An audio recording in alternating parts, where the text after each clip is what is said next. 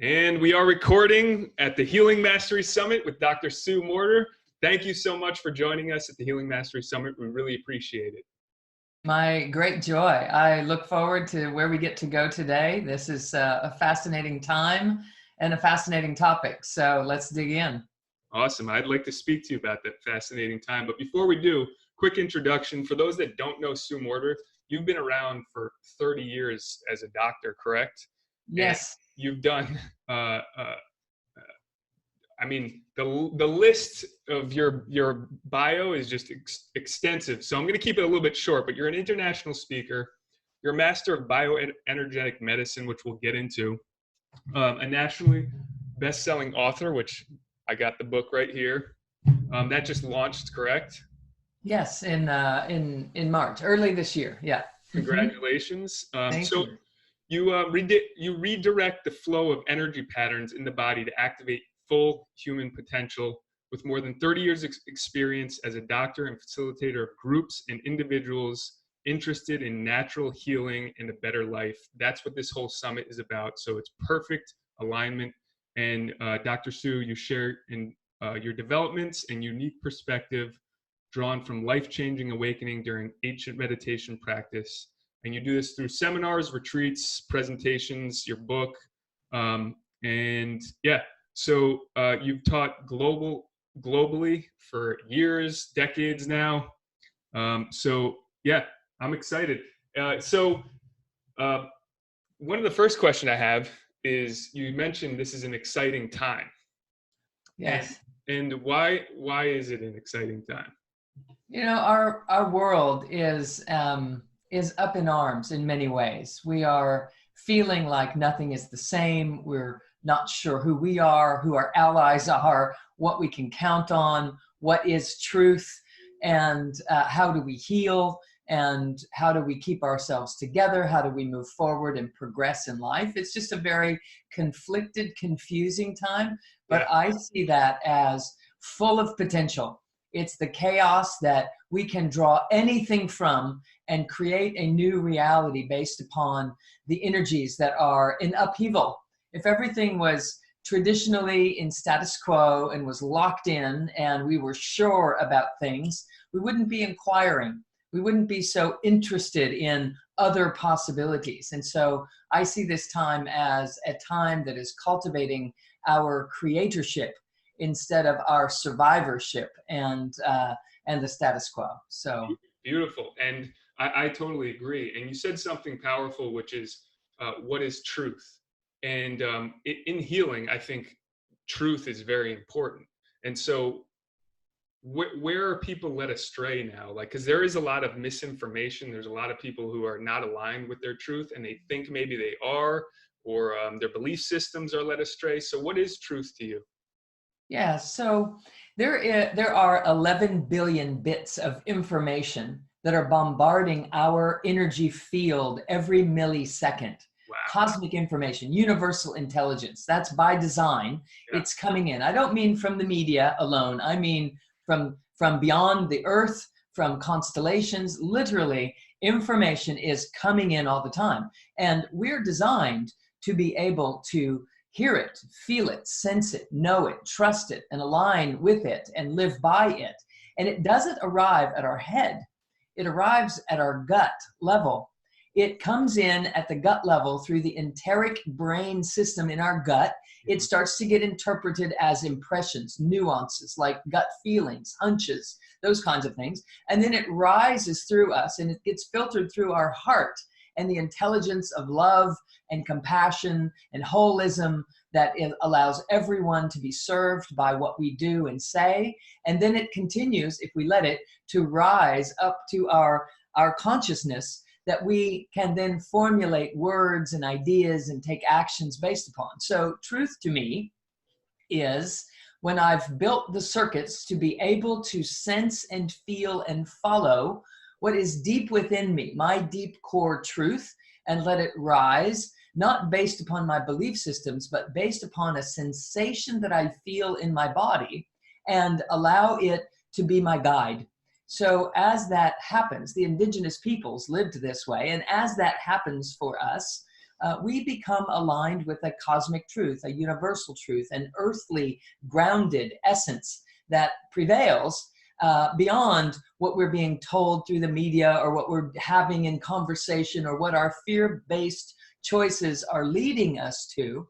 So it's more of a confidence-based, gut feeling, deep essence that we are in touch with our conscious minds that allows us to live in an alignment of sorts that allows for healing. It allows for a revealing of a greater life experience. That's beautifully put. And can you give an example?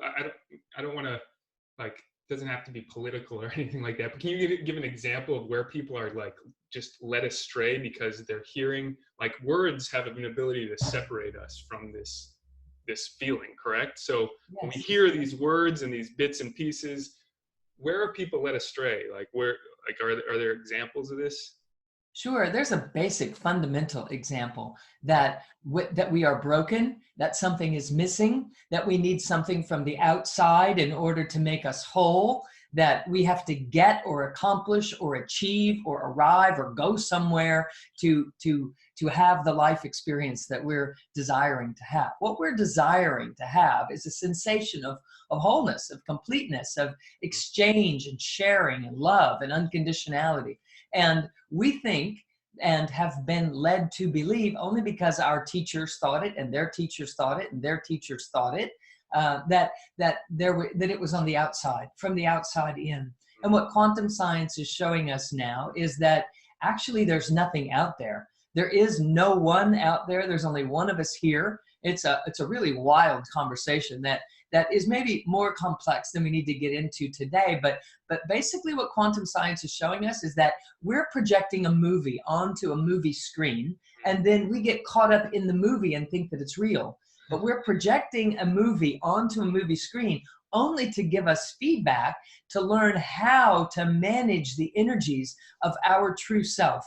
Yeah. So if things aren't going the way that I want them to go in my life, we have a tendency to go out there and try to change the people and change the circumstances and get them to behave in different ways so that we can be happy, so that we can then be healthy or be successful, etc. And it's a waste of time. Yeah. Because they're only doing what we hired the actors and the actresses to do. And we wrote the script and we produced the movie, we directed it, and we're starring in it. Yeah. And so it becomes a dog chasing its tail kind of reality that we're living in. So return to the inside out is the key. So that's a great question. So the I'm offended generation, what's going on there in that scenario? Do you have any insight into that? So I'm sorry, I couldn't hear. Like the insight into the I'm offended generation, where it's like everybody's offended by everything nowadays. Isn't that just a projection of their own issue with the egos, or what's going on there? Yes. So it is not understanding one's power to generate the life experience that they're choosing. Mm-hmm. When we are attached to the external world and thinking that it has the power, when it does something that I'm offended about, it's supposed to be a cue to teach me how to lean in, how to lead, how to create change, how to demonstrate what it is that we can perceive as is possible. So it's an opportunity. Rather than sitting back and just being offended, it's a cue for me to get on board and to take action so that I can feel myself coming forward as a creator, rather than just sitting back and being a victim to my external circumstances. It's going to be a long ride if that's the only way that we're approaching life, to sit back and think, you should be doing it differently if you want me to be happy. You know, if I'm not going to be offended by you, you're going to have to behave differently. And, you know, good luck with that, because if the world was interested in pleasing you, they would be. And that's not how it's rolling. Everyone's kind of out there in a fend for themselves kind of way, and it doesn't have to be that way. But we have to demonstrate. I feel that the one who is offended is a leader in disguise, and they're hiding from themselves and not really accessing why these circumstances are going the way that they are. And all we have to do is flip it over. That's what I refer to in the book as the quantum flip. It's literally a flip. Quantum science is showing us that there are at least two realities going on all the time. And we're at choice as to which one we're going to live in. Either it's coming from out there toward me, or it's coming from in here and I'm revealing. So we're here to navigate how to get in touch with our ability to create the reality that we choose to live in.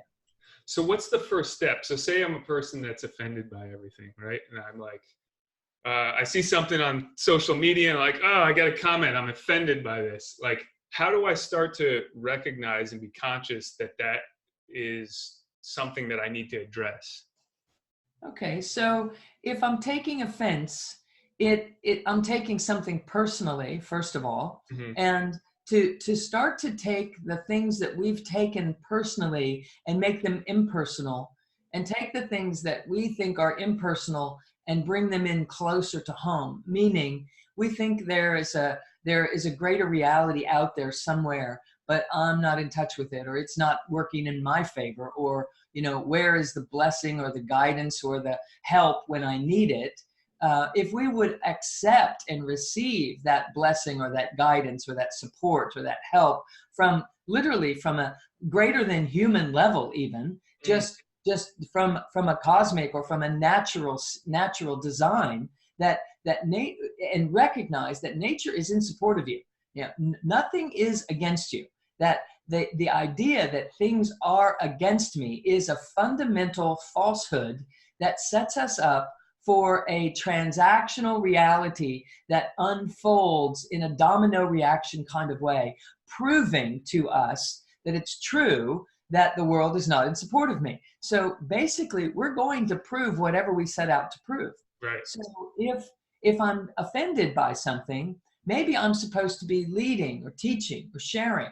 But if I respond back on social media, for instance, in an offended vibrational tone, the only thing I can possibly call back to me is more offensive vibrational tone reality.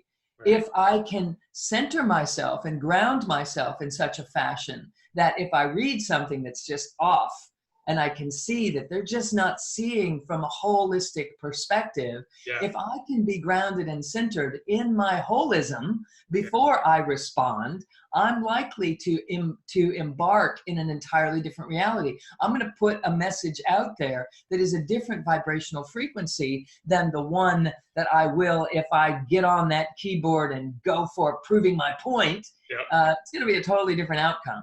Yes. So one of both and, one of inclusiveness, one of demonstrating that there is no right and wrong, that everyone is right and they have their own perspectives, and that we all have our right to our perspectives as long as it's not hurting anyone, or as long as it's not going against natural law. So those are some initial steps to check in before you take any kind of action. Before you speak, where are you speaking from? Are you just trying to prove a point, and are you defensive? If you are defensive, I guarantee your movie is going to reflect back to you more opportunities to be defensive. It has no choice but to do that. Yeah. So if you're interested in living that way, have at it. If you're getting tired of that, then you have to shift what you're projecting onto the movie screen. You have to say, I could jump in and win this argument, but I'm really not interested in arguing. I'd really rather send something peaceful out into the world and show the world how to do that. Yeah, so one is almost living in the ego and the other's living in the spirit or the soul, maybe, could you say? Completely. And this is what the Energy Codes book is all about. It's about learning to peel yourself away from living as the protective personality or the ego or the false self, the one that needs to defend and to protect and to perform and to be better than or to score big or whatever. To peel off of that and sit back down in your true essence, that soulful self, the essential self, that spherical being that is truly an energy being that doesn't have to name or measure or predict the future or control the future, but that is really rather here focused on how do we live in harmony? How do we bring forward our greatest gifts and share them with each other? And how do we encourage that in the other person in such a fashion that allows them to know they have safe harbor here with me. They can reveal their true self, and I'm providing a safe space for them to do that. Yeah. To look from that perspective is an entirely different life course. Amazing. So for the listeners, you guys are listening to a true master. I mean, I speak to a lot of people on this subject all the time, and the way that you unpack it and you explain it is just amazing. So thank you for that. And the next question I have for you is, how did you get into this? Like, where did the path start? Like, how did this come about? So great question. So I was actually born into it in a way. I was born into a family that was focused on natural health care. And meaning I've never gone to the doctor and taken an antibiotic for an ailment in order to get well. I was raised in a family that knew that the body had the ability to heal itself, and that all we had to do is align the energies that are flowing through the body and make sure that they are integrated, and the body will heal itself. We're built as a self-healing, self-regulating, self-illuminating, self-referencing being. We've got it all. But most people aren't raised that way. So I was raised in that knowing. Right. And so there's this deep inherent truth that connects with nature in me. But I travel the world and teach other people how to connect with that truth, because whether we were raised that way or not is irrelevant. We all have access to that. Yeah. And even though I was raised with that, I still had the stuff that I needed to awaken to in my life. Right. So I learned these words to say, and I learned these principles to live by. And I went to school and I became a doctor and I opened my practice and I was teaching other people all this information that I was raised with. But at the end of the day, there's this deep inherent sense of self that we each have to find, that we each have to recognize that's the real me. Right. Nothing can interrupt it. Nothing can keep me from it. It is true. It's always true, no matter who I'm around that agrees with it or doesn't agree with it or gets it or doesn't get it. None of that matters. What matters is I get it. I feel it. I sense it. I know it. And that's my come from. So in the course of my life, like in everyone's life, I had to bump up against that edge and feel the friction. Yeah. So for me, I became kind of an over pleaser. Like I had all these answers and I wanted to make sure everybody got them and I wanted to share it and get out there and teach everybody. And I realized that, not everybody was interested in learning it, especially 30 years ago. Yeah. And so I became stressed out a little bit, or a lot of bit. And I would drive home after work and my knuckles would be white because I'd be gripping the steering wheel just like, because these people weren't listening or whatever. And I finally realized, I just have to do my thing. If I go into my treatment room every day and show up the way that I know I can show up for people, and I do that from treatment room to treatment room to treatment room all day long, then I've had a good day. And if anybody in that treatment room takes that advice and uses it, then they've had a good day. Right. And so I kind of had to create this separation. Now, then I was drawn to meditation. As a sense of stress relief, I went into meditation. And that's not what meditation is about, but it certainly works for that. Right. And I instantly started having transcendental experiences, multidimensional experiences. My consciousness lit up in a huge way. And I was would be non-ordinary states of being, kind of? Not ordinary state of being. Okay. Absolutely transcendental. What we would call an out-of-body experience, what the people who have written about near-death experiences describe. Yeah. I have the exact same descriptions from my own experiences long before I ever read Eben Alexander's work or Anita Moorjani's work, that people who have died or been in comas that have this transcendental experience. Yeah. People meditating for many years were practicing toward having these experiences, and I dropped into meditation instantly and it lit up. So it changed my life forever. I was me, but I wasn't in a body. I was this ray of light. I could see the earth beneath me. Wow. About the size of a marble, and I was embedded into it. I could see 360 degrees around me, the same behind and front, below, above. I was in a light so brilliantly bright, it was 10 times brighter than the brightest day in the desert that I had ever experienced. It was another dimension. I was me, but not in a physical body. I could feel myself embedded into the earth up to what would have been my knees. And most importantly, there was nothing to accomplish. There was nothing missing. There was nothing broken. I was completely satisfied, satiated. I was completely complete. Yeah. And I knew that this was the truth of all of us. And what was happening was this light was being breathed down through this ray of light that I was, and it was literally breathing love to the planet. Yeah. And sounds bizarre. And I was a scientist, and it's like, stuff like this doesn't happen. This is not my world. Yeah. And yet I knew that it was more real than the world that I had been living in. And so it changed my life. My whole world just took a turn. I started studying it. How do I reproduce this experience? I turned my life into a living laboratory so that I could access these frequencies again, so that I could have access to this. And I'll just say this lastly. Basically, here's what happens with people. They get in their heads, they live in our heads, and the mind works like this ceiling fan that's spinning so fast you would never stick your finger through it because it would cut you, right? So the mind is like that. But the true self is this essential self that's operating on a totally different frequency. This is the true self, and this is the mind. So we have to learn to slow down the mind so that we can get through there and experience ourselves beyond our limiting beliefs, but beyond this idea that we think we know what's going on here, because we don't.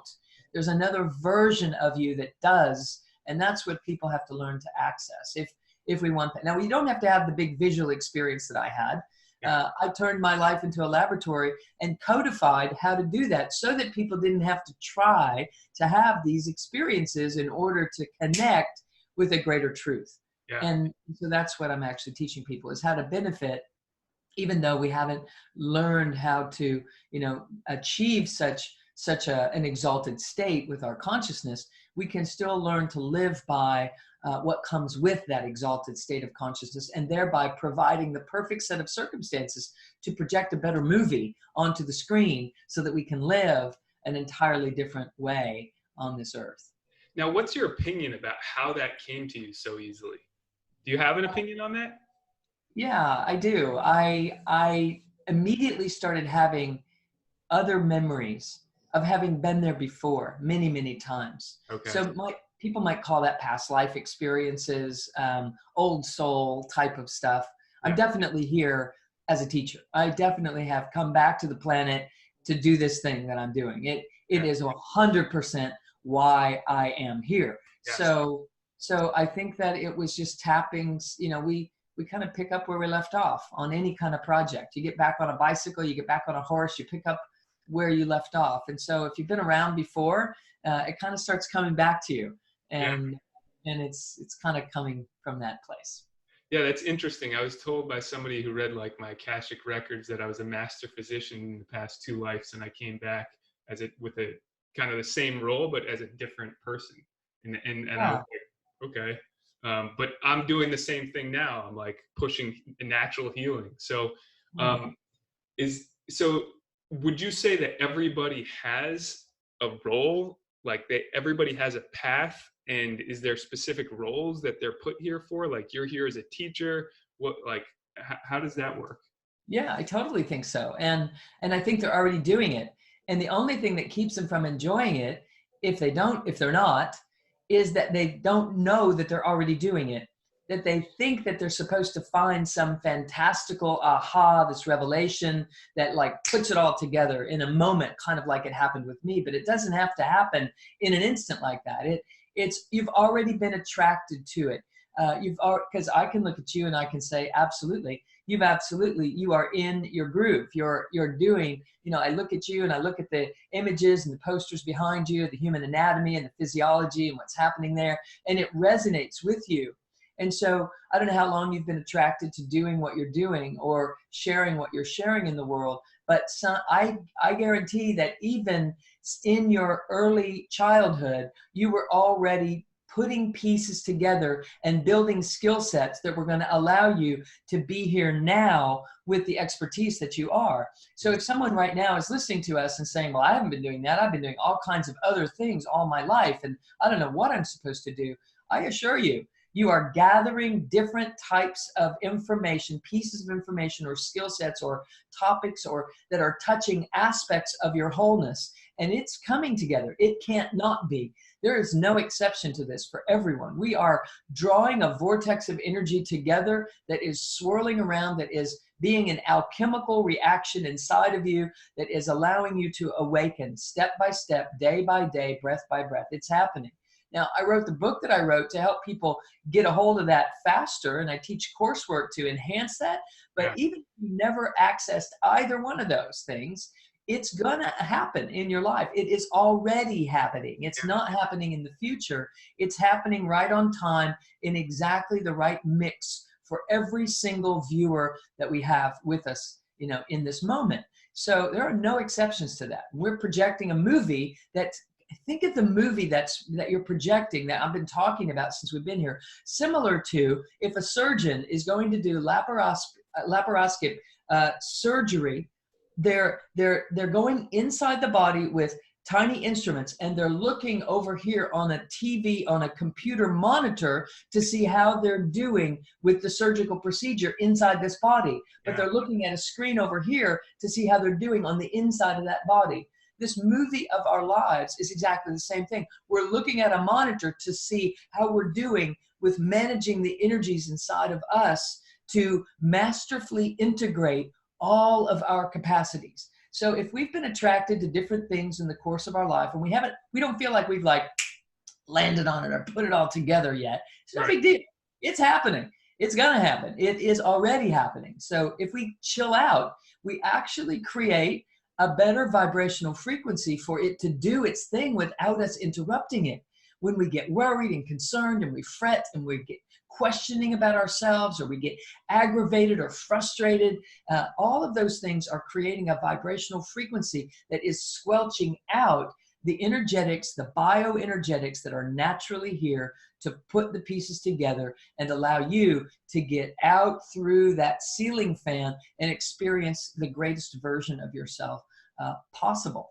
So yeah, I could just go on and on about it. Yeah, I mean, it brings me back to, like, there's a line where it says, it was written. Like, it was written already before this is like what's going to happen, or part of the process. Now, when you were back 30 years ago trying to teach this stuff, were you getting frustrated because you're dealing with the obstacles of the mind? Like, people, like, you're telling people, like, your body has the ability to heal naturally, and they're just like, where's the medication? And how much medication can you give me? Is that kind of the scenario that you were running into? Totally. So, and I hadn't yet learned the distinction between the two. I learned that the body has the ability to heal itself, and there were certain things you could do in your lifestyle to enhance that.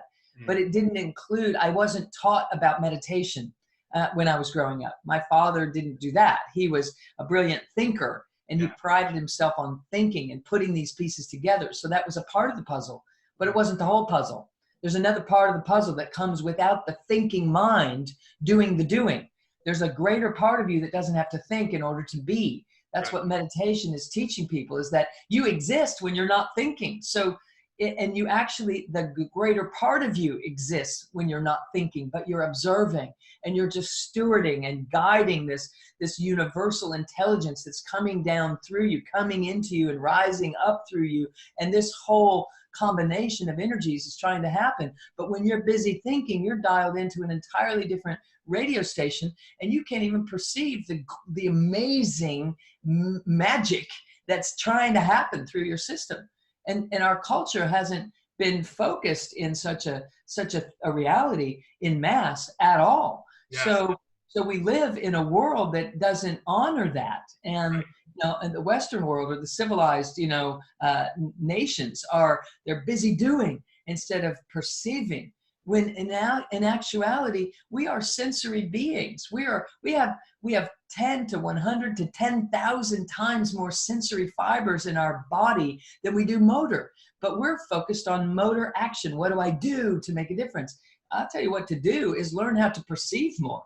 Learn how to receive and perceive more of what's here for you, so that you can take action in an instant, knowing. Because the only reason we don't know what to do is because we aren't perceiving enough information. We think linearly, and we're supposed to be thinking quantumly, perceiving.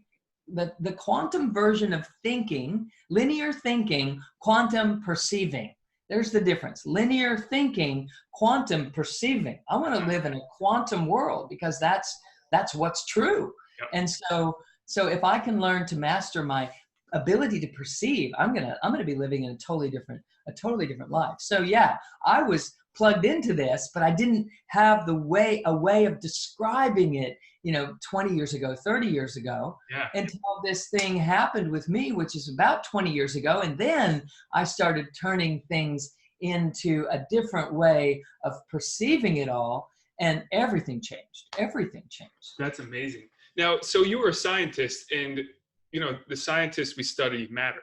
We study the physical world. So when you say these things and maybe another scientist says, well, like, prove it. And they're like, I know we have a lot of quantum, physics and there's science there, but how do you approach that?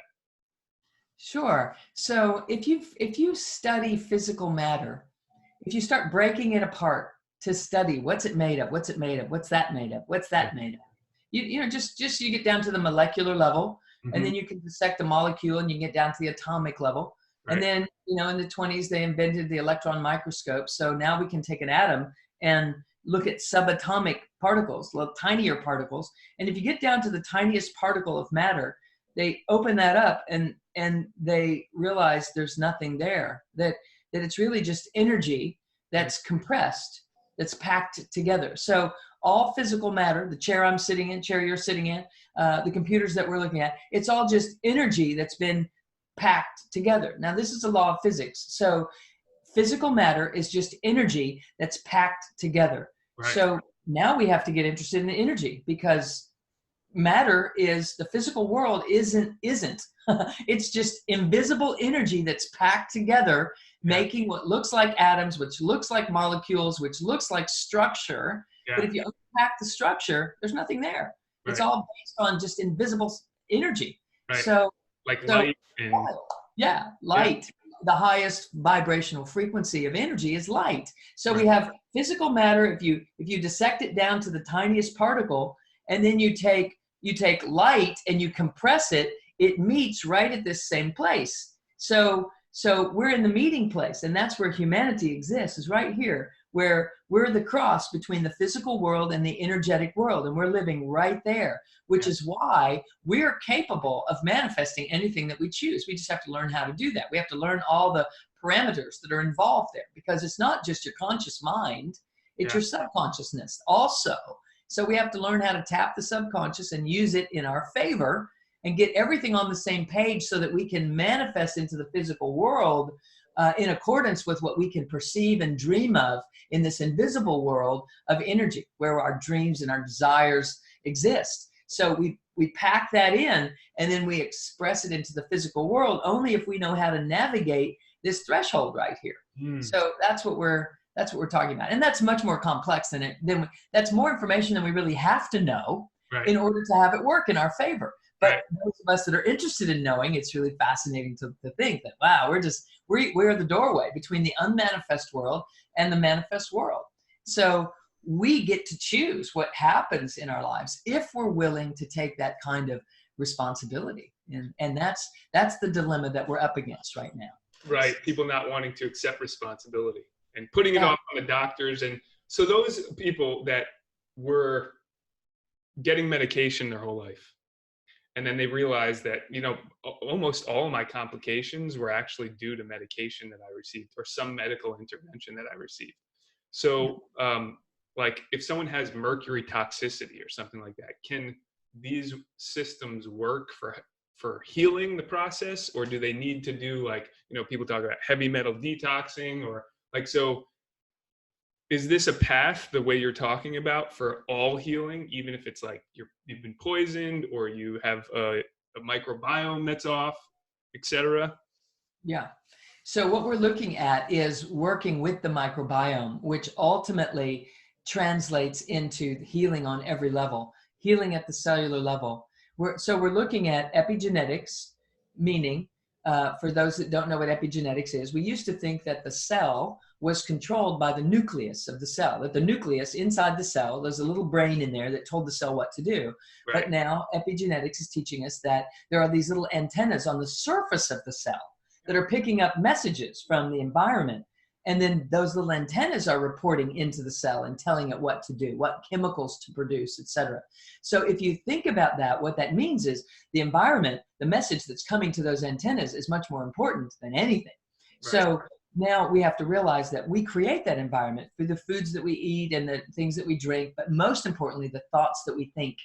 The thoughts that we think will determine toxicity far above and beyond the foods that you eat, although the foods that you eat are also important to support, of course, an alkaline environment, which is what your cells are designed to be floating in. So my father did 40 years of research in nutrition, and so I grew up with all of that. So we get that your body's supposed to be alkaline everywhere except inside the stomach. And so the thoughts that we think produce acid. If we're worrying, if we're regretting, if we're resenting, if we're offended. If we're offended, we're producing acid in our body. So pick. Are you going to be offended, or are you going to just make a difference in the world? Right. So was I going to be frustrated and stressed out, or was I just going to decide, hey, I'm going to show up and do my thing every day the best I can. And if I do that, I had a great day. And if anybody listened to it and they took some of that information inside my treatment rooms and they went home and put it into application, they had a good day. Yeah. And that's just, it's up to us.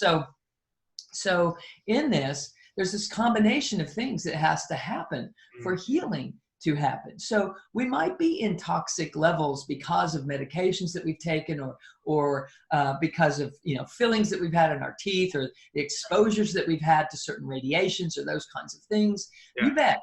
But I want everyone to get this. There's a healer within you that if it's not plugged in, you can do all the detoxes in the world and all of your life long. And if you still are the victim that is running from the outside in, you can't take enough detox efforts to make a difference in turning the healer on. That healer is a conscious choice. It is circuits that need to be connected inside of you, which you can do yourself, and you can claim it.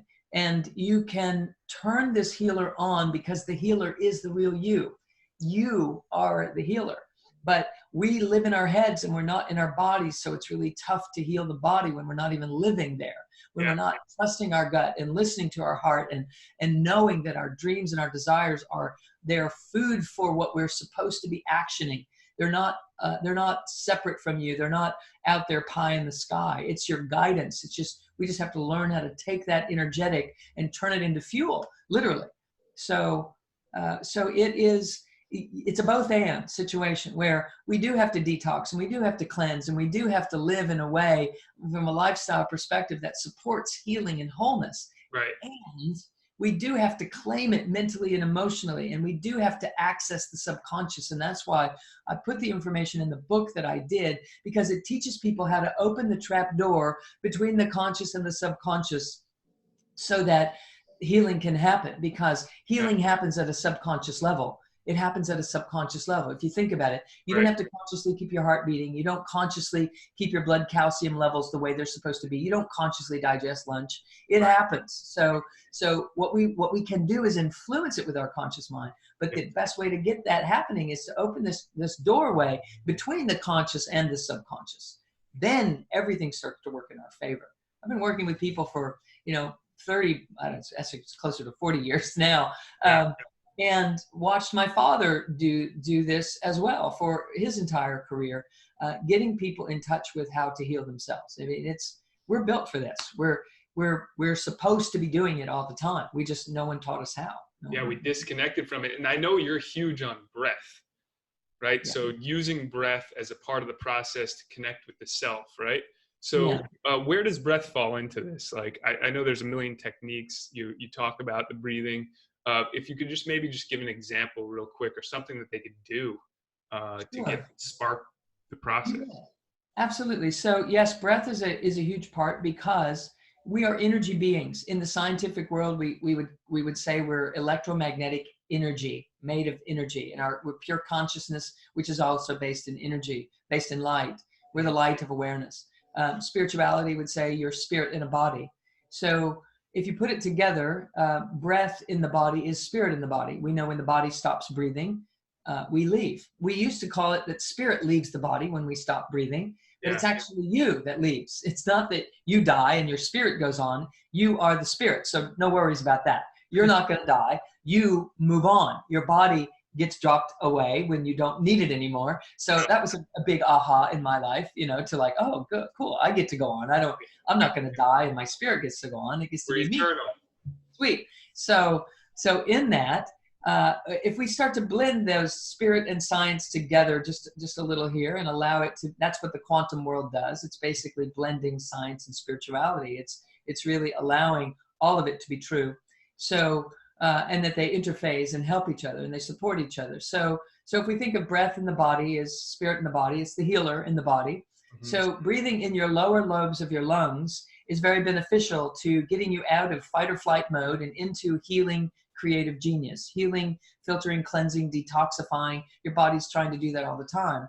Yeah. If you breathe in the lower lobes of your lungs, like a belly breath, it pulls the oxygen down to the lower lobes of the lungs, which are innervated with the part of the nervous system that pulls you out of fight or flight and enhances healing in your body. Just by breathing in your belly, it enhances healing. Yeah. It also oxygenates the blood faster because there are more blood vessels at the base of your lungs. So the more oxygen in the bloodstream, the more it sends a signal to the brain that says, all is well. We're fully equipped in case anything would happen, no worries. Now we can relax because we're prepared. So belly breathing, tremendously beneficial.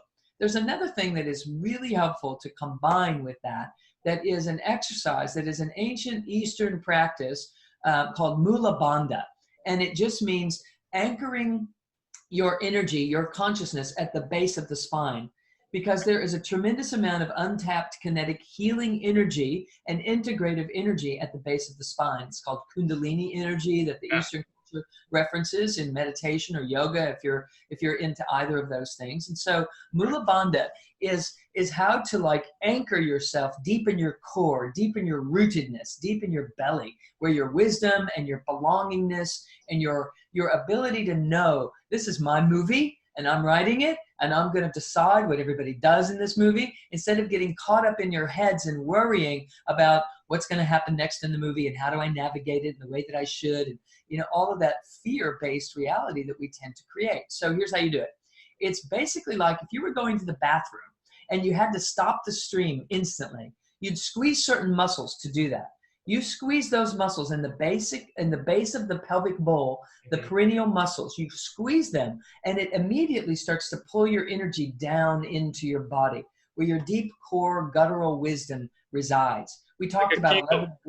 Yeah, it's like a Kegel exercise for ladies. You know that instantly. Gentlemen, now you know what a Kegel exercise is about. So it's about contracting those perineal muscles that anchors you in your rootedness. Now you squeeze those muscles, and then on the inside of that, you take a belly breath. You're going to feel resistance. It's like, am I squeezing or am I expanding through the breath? And the answer is yes. All right. You want to squeeze those muscles and then take a belly breath. Squeeze those muscles. And it kind of creates this push-pull kind of feeling. That's exactly what you want to feel. Because if you'll create that resistance deep in the core of your body, you'll get a sense of who you are in an anchored fashion. If you have that sense of who you are in an anchored fashion in your body, then you don't have to create resistance in the outer world in order to figure out who you are. So you create this resistance here inside your body for just a few seconds is all it takes. Oh, there I am. Yep. And then you don't have to create that resistance through an argument or through being offended in the world in order to figure out who you are. We learn through resistance, period. So where are you going to create that resistance in order to learn? Responsibly, we would create it in the central toric field, in the central channel of our body, of the biofield, where it counts the most, because that's where the essential self resides, in the deep waters of your deep core center. Many other things that we can add on top of that. I'm happy to go over a couple, or they're in the book, or however you want to approach that. But anchoring in the body is essential for being able to make a difference with breath in your body. And here's the deal. If you're driving down the road and you're like all upset about something that's going on at work or something that's going on in your life, if you just contract this Mula Bandha and take a belly breath or two, you automatically will start to shift your disposition mentally. It changes the energetic instantly. So a warning would be, you might not be able to get a good upset going on. Like if you're addicted to being upset, it's going to change for you. So as you drop down into your core, you're going to start to feel differently, think differently, perceive differently automatically, because you're grounding your energies and it stabilizes you in an amazing way. I've also heard it said that that's like literally like a battery pack that is in the enteric, like around our belly, which you can actually charge up, and that's necessary for healing. Is that correct? Like you're literally charging the area of that body. Absolutely. You may feel your body heat up just because you're doing this. There's a way to enhance this charge that you're describing, and it is to take a breath from above your head and imagine that you're breathing down through this tube, right through the top of your head, through the center of your brain, through the center of your throat, through the center of your chest, through the center of your heart, through into the belly, right into this place where we're contracting. And then exhale. That's all the inhale. And then you exhale into the earth. Just shoot it down into the earth.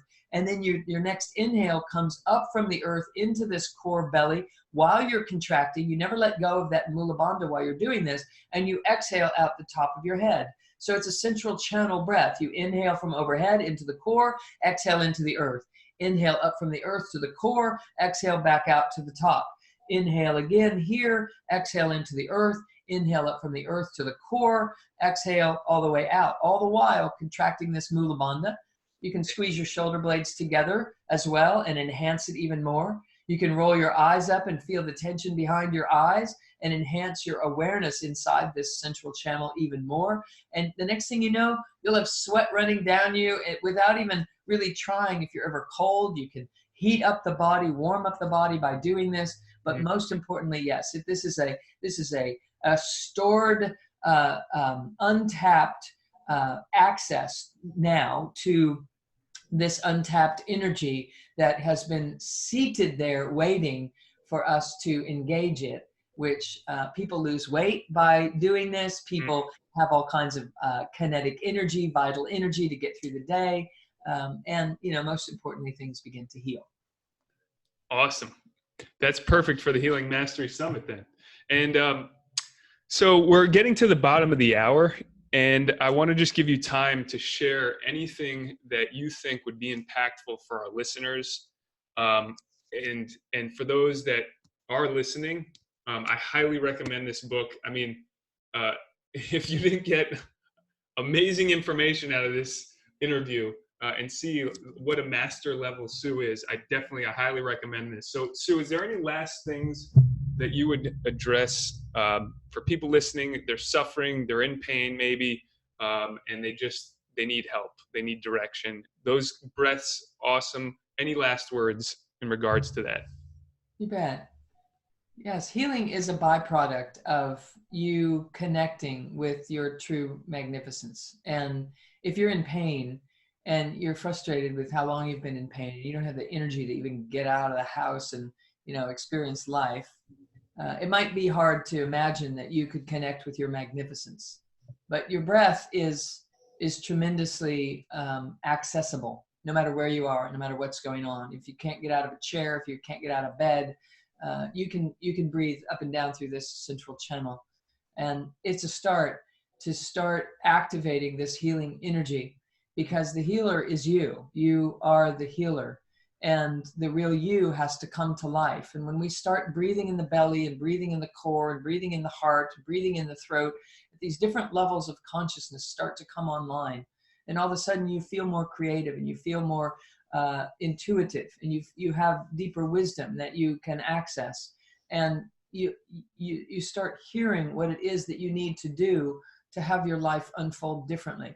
It's right here available for you, but we haven't been taught exactly how to hear the language of the soulful self, the true essential healer being. There is nothing broken. There is nothing wrong. There is nothing missing. You are whole and complete, and it is a matter of you putting those pieces together and feeling it. It's not about a thought. It's not about a word. It's not about a diagnosis. It's about a felt sensation of self. And when we honor that more than we ever have before, the body will automatically start healing. It can't not, because it was built for that. The body is built to survive. And the only reason it isn't healing is if it perceives that there's something more important that it should be doing than healing. And the only thing that is ever considered more important than healing is surviving. So if you're caught up in a survival-based reality that is a false reality, even though it looks real, your system isn't plugging into healing, and that trap door is slammed shut. We have to get the door open. You'll get it open with self-love, self-referencing. Come home to yourself. Drop deep inside and start breathing in this way. It is a start that will move you in a different way. And hopefully you can plug into the book and receive, more information about many, many things that you can do in terms of connecting the dots again and revealing your magnificence, because healing is a byproduct. It's not something to go after. It's your natural state. It's who you are. So hopefully that's helpful. Amazing. I do have one last question before we end, actually, because this popped up. What's your take on ayahuasca or ibogaine, these connectors, that, as they call them? What's your take on that in terms of the healing process? Yeah. So psychotropic things are helpful for people to have an awareness that there's another version of reality that I haven't been in touch with, and now I am. My concern only is that people know what to do with that information if they're perceiving it, if they're doing these kinds of things. So the book that I wrote is about building the circuitry to sustain your understanding, or to interpret the greater reality one step at a time. So sometimes people take these things and they have a bad trip, they have a bad experience. And that's because they don't have the circuits in place to perceive what they're now seeing, what they're now aware of. They're not, to interpret it, or to integrate it, I should say. They don't have the circuits in place to interpret it, or to integrate it, or to infuse it, and to make a difference in their lives with it. So I don't have a problem with people doing it. I just want them to build the circuitry to be able to implement it in their lives, so that they don't have these two separate realities and create an addiction toward wanting to escape into that other reality, because they can't seem to make that one work here in this real physical world that we've come to. We're here for a reason, and we're supposed to master this one, not by trying to escape it. So it's okay to go. Just make sure you know how to bring that here. And the book teaches people how to do exactly that, if that's their approach. So beautiful. So before you ever do something like that, you want to learn what's in the book, so you're connected, and then it makes more sense. That's beautifully put. And so how can they get a hold of you? Basically, you do a bunch of workshops, you do presentations. Like, where can they get in contact with you? On social media? You're on Facebook, Dr. Sue Morter. Where else? Any other events you got coming on? Yes, and then also drsuemorter.com, DRSUEMORTER.com is a website. Gives all kinds of references to workshops that I'm teaching. I do a master class live stream every month, and they can plug into that. They can come and see me at live events and learn all kinds of techniques hands-on. I'm everywhere, so just come. I'm easy to find. Amazing. Well, thank you so much for joining us. The listeners, I'm sure you got a ton of value out of this. This has been amazing. So thank you again, Dr. Sue Morter. We appreciate it for joining us at the Healing Masters Summit. Have an awesome day. My great pleasure. Thanks for what you're doing in the world. It's very important to share the word. Yeah. Thank you. Thank you.